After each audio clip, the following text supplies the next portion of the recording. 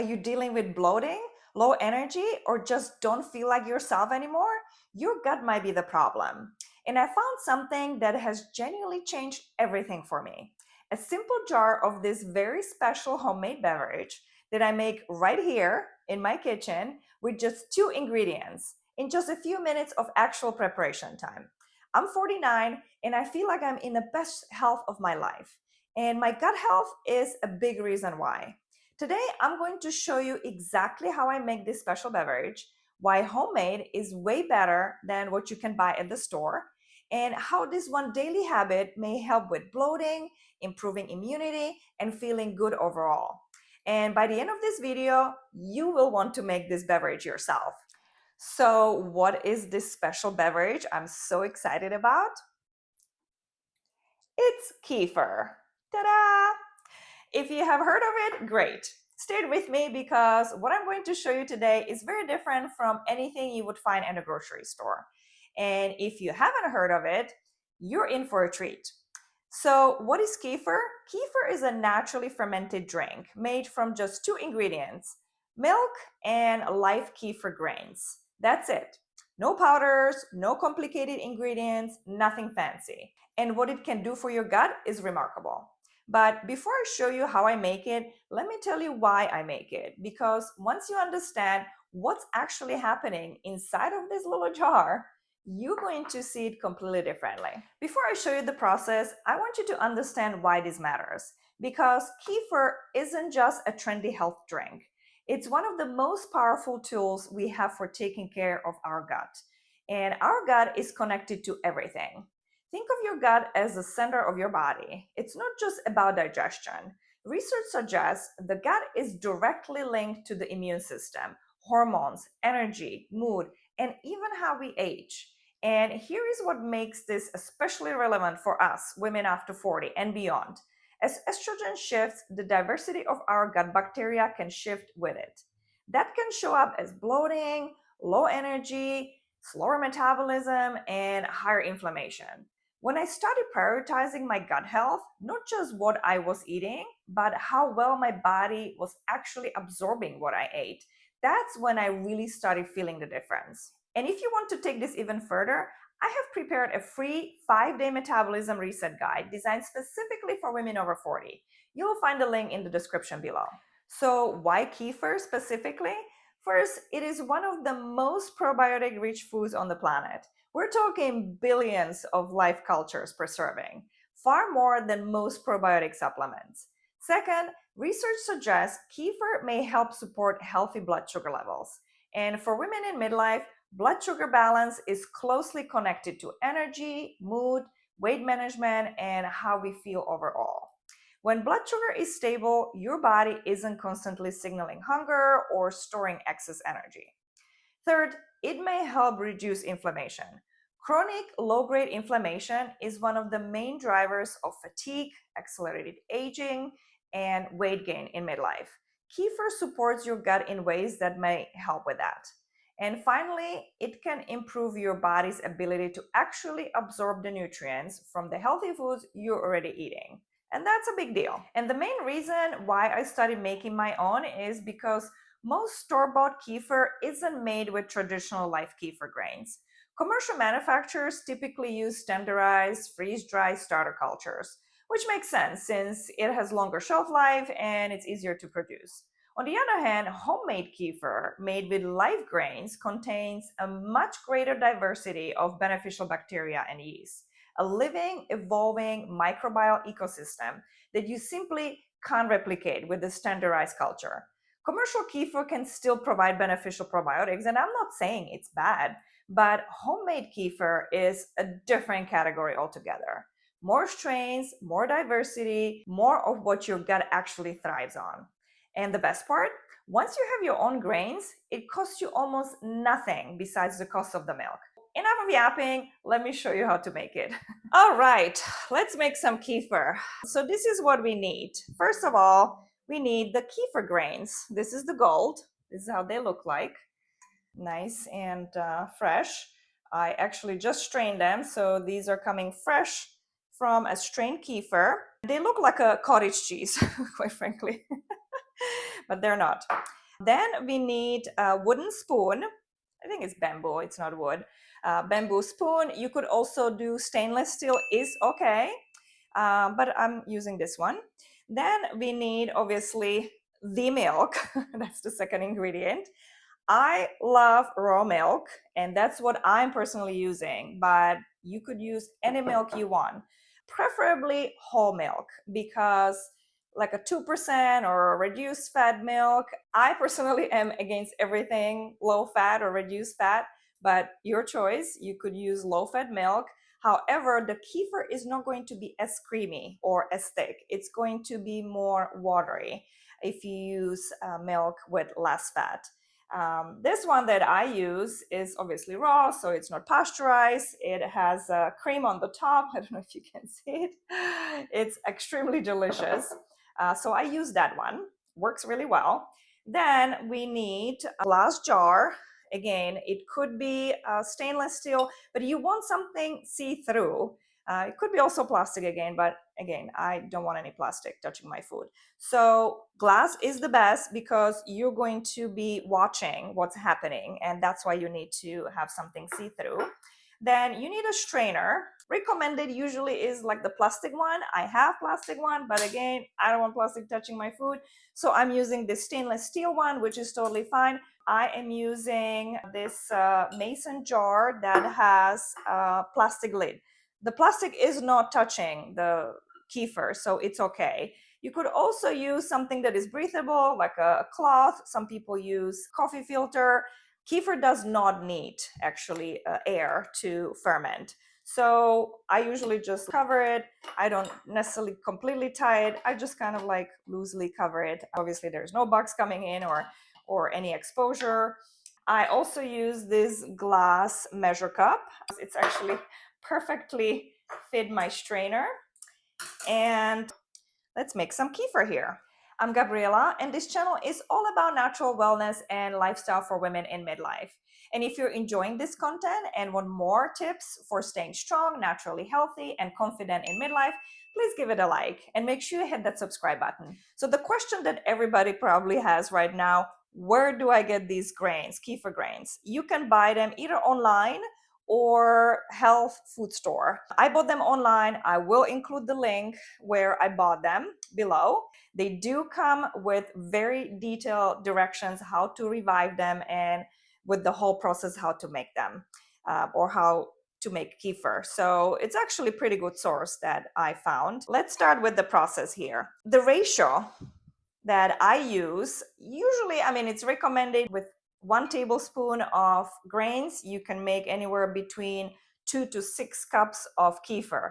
Well, I put a little bit more than that. So this is 3 cups, like I said. I usually use about half a cup of the grains and the rest is the milk. And that's how I like it. They're very nice and healthy grains. So we'll put a little bit more. And I don't measure it.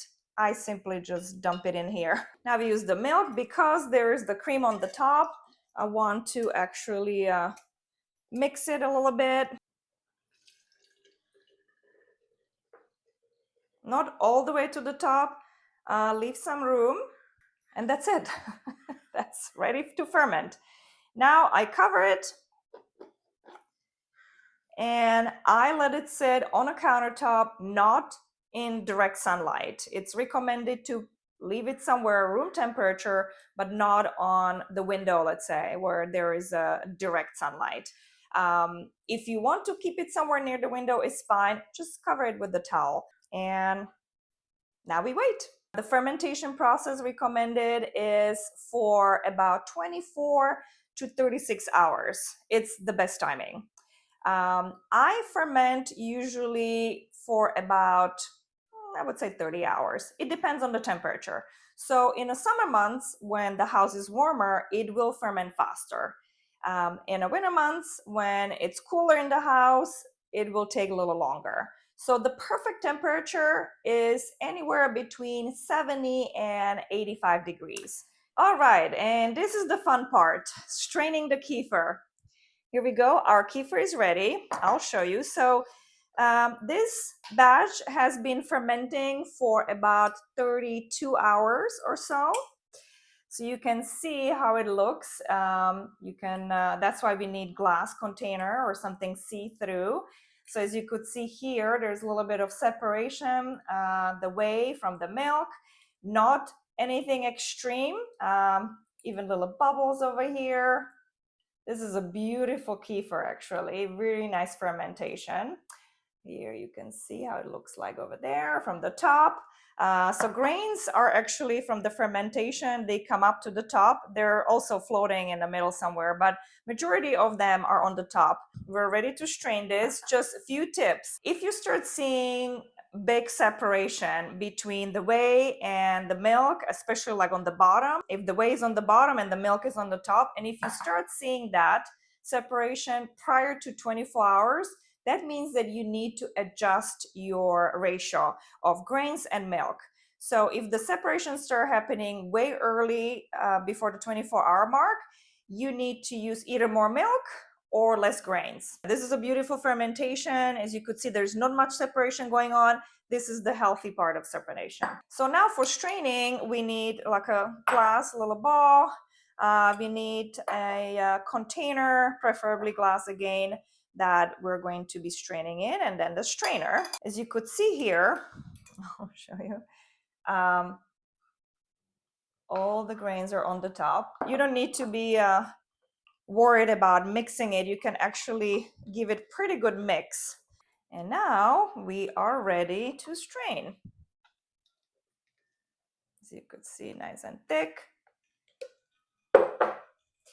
And we need to help it a little bit because it is a thick mixture, as you could see. The kefir is nice and creamy.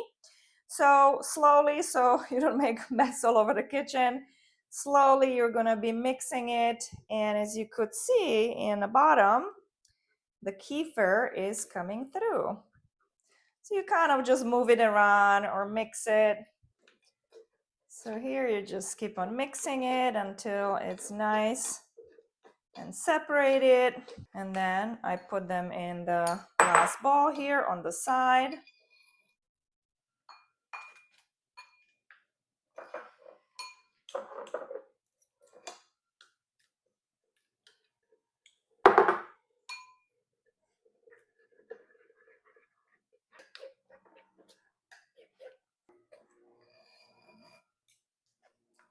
Now, after we have the kefir strain, we just put it in a glass container or however you want to store it. The best again is glass. Close it and put it in the fridge. It's actually ready to be drank right now. I mean, you can enjoy it right away, but it tastes better if you put it in the fridge for at least a few hours. Best is at least overnight. I like to keep it overnight, and then when it sits on the fridge for a little while, it actually gets creamier, thicker, number one. Number two, the taste is lighter. Now you would probably taste a little bit more of that yeast. So it might be a little bit more tangy or sour tasting. Once it sits in the fridge for a little while, it will actually get lighter or milder taste. And you can keep it in the fridge up to 2 weeks. I never keep it that long because I drink it right away. And then the kefir grains that we have just strained, I make a new kefir. So I never store them. I never put them away. I simply use them right away. So this way they stay nice and fresh and alive. So I don't have to revive them. If I put them in a fridge like this, then eventually they will start getting a little bit dormant and you have to revive them. This way, I just keep on doing it. I just keep on doing my kefir. One thing that is actually pretty cool, the grains multiply. You start with like a tablespoon, and next thing you know, within a few days, you have like a cup. And if you just keep on doing it, they will multiply. Next thing you have 5 cups. So I literally every single time, every batch, I dump some of them. I give them to my friends and family. My sister-in-law was visiting. She saw what I was doing. What are you doing? So I gave her some of the kefir grains and she loves it. She's been making her own kefir now. And she said it actually since she started drinking the homemade kefir, she hasn't been sick yet. And she shares it with her kids, and they love it too. I mean, there's so many things you could do with the kefir. It tastes like yogurt, maybe a little bit more tangy, a little bit more tart than yogurt, but I love it. I drink my kefir every morning. I add 2 tablespoons of ground flax seeds and about a half teaspoon of ground cinnamon. Mix it, drink it, love it. Here is why I love this combination so much. The kefir brings billions of live probiotic cultures to support gut lining, digestion, and immune system. Ground flax seeds provide prebiotic fiber that feeds beneficial gut bacteria, along with lignans that may support hormone balance and omega-3s that help support healthy inflammation levels. Cinnamon adds great flavor, first of all, and may help support healthy blood sugar levels, which play an important role in energy, mood, weight management, and overall wellness. Together, you get probiotics, prebiotic fiber, hormone supportive nutrients, omega-3s, and blood sugar support, all in one simple morning drink. It's one of my favorite daily habits. Just so you know, plain kefir is tart. It's tangy. It's not sweet. Personally, I love it that way. I drink it either plain or with the flax seeds and cinnamon. But if the tart flavor is a little bit too much for you, especially at the beginning, you can add some fresh fruit or drizzle a little bit of raw honey or a little monk fruit sweetener. Just try to stay away from processed sugar or artificial sweeteners. Now, I want to be real with you for a second. Kefir is not a magic pill. It's not going to eliminate all bloating overnight or instantly fix every gut issue. But what it is, it's one of the most powerful and natural ways to start genuinely taking care of your gut. And your gut is connected to so much more than just digestion. Think of it as the foundation, and then you build from there. Now, if you want to do more than just adding kefir to your routine and want more energy and support your metabolism, I put together a free 5-day metabolism reset guide specifically for women over 40. You can find the link below if you would like to check it out. And that's how I make my kefir at home. Simple, affordable, and I think it's one of the best things I do every single day for my overall well-being. And if you enjoyed this video, please give it a like. It helps support this channel and reach more women who need this information. And make sure you hit that subscribe button for more tips on how to thrive, not just survive in midlife. And let me know in the comments below if this video inspired you to make your own kefir. If you would like to see more videos like this, click on the videos on the screen. Thanks for watching, and I'll see you in the next video.